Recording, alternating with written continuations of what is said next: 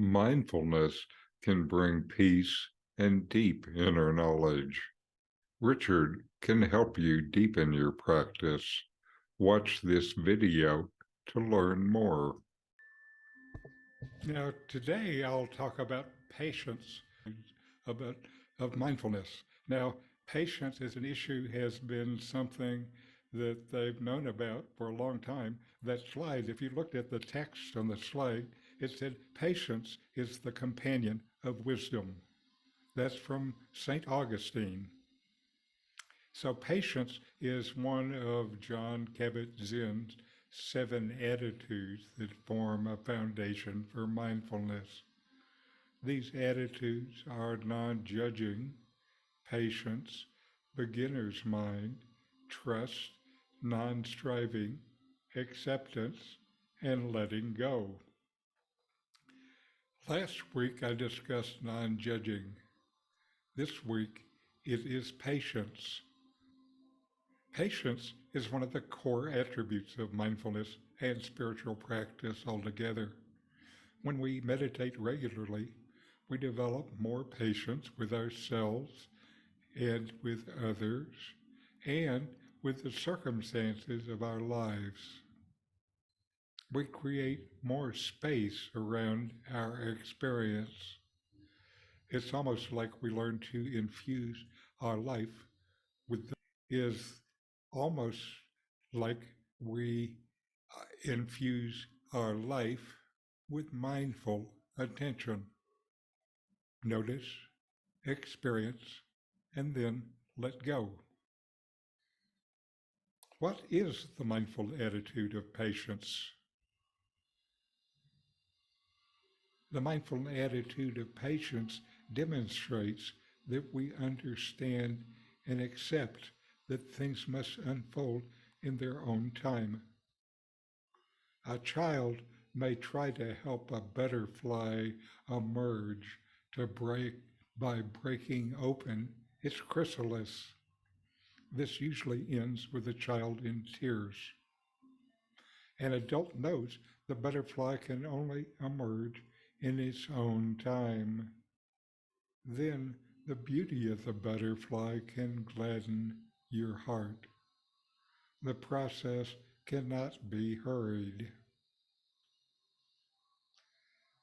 In the same way, we cultivate a mindful attitude of patience towards our own minds and bodies.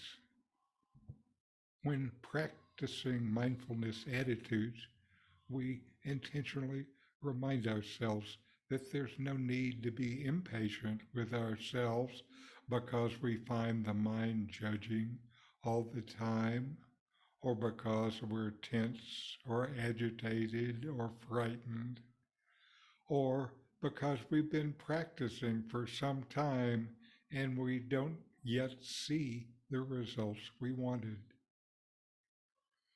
With patience, we give ourselves room to have these experiences. Notice, experience, and then let go. When these experiences come up, we feel like they are our reality. They are a part of our life unfolding at this minute. So let's treat ourselves as well as we would treat the butterfly. Why rush through some moments to get to other better one?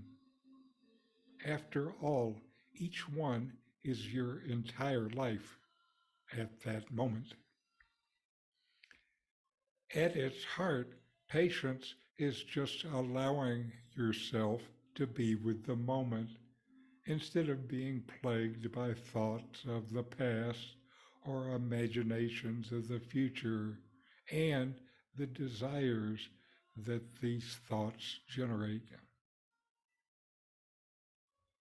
When you practice the mindful attitude of patience, you are being with yourself in this patient way.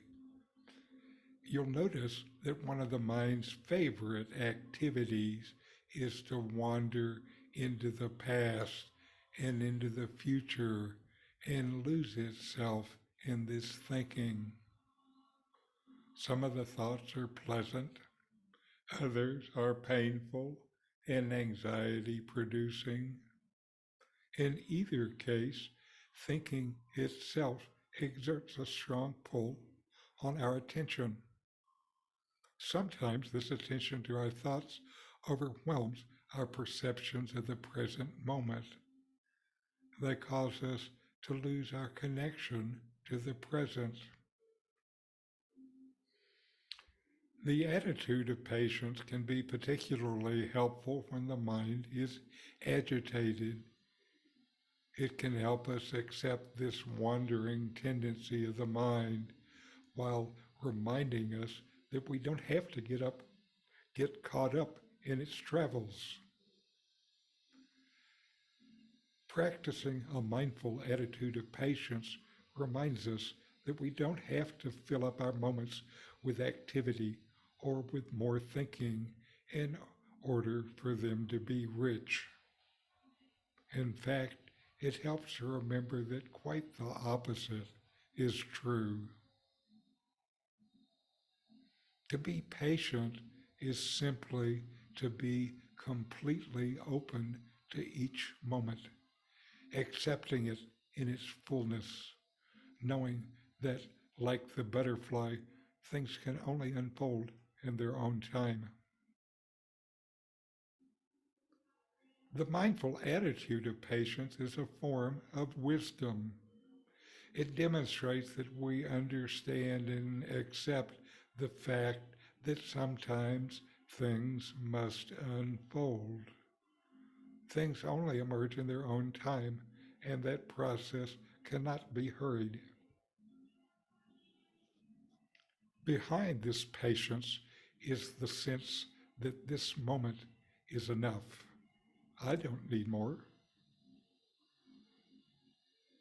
A feeling of patience, though, of impatience, slight irritation, can be a doorway to becoming more aware of what's actually going on in your life. When you look into this impatience, you'll find messages that you may usually ignore. Messages about hurt, pain, anger, and disappointment. Messages about your desires. You can't open up to these messages and explore and unblock old painful areas unless you become aware of them. Impatience can be a doorway to this. Patience is impatience if we listen to its message. Impatience can also be a sign of your cravings, your desires. I want this and I want it now. This is driven by your deep desire to be happy.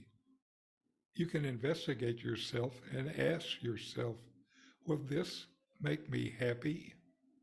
Happier than I am right now? You discover this way that this moment is where happiness always is. So you can be more patient and accepting of this moment instead of wanting something else.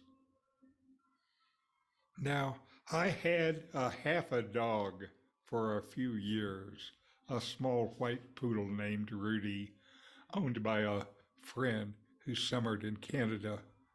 We kept him well, so I say I had half a dog. He was one of my best teachers of patience. Finished the walk while he wanted to enjoy the sensory wonder. Finally, I realized that he had more wisdom than I did, and I slowed down too and started enjoying the moments. The flowers by the sidewalk became more beautiful, more lovely. He was right. By cultivating patience in ourselves, we are encouraging those around us to be more patient with themselves and their lives as well. An act of kindness to yourself and to others. You want deeper meditation, more peace, more happiness. Subscribe now to continue to find ways to get more from your meditation.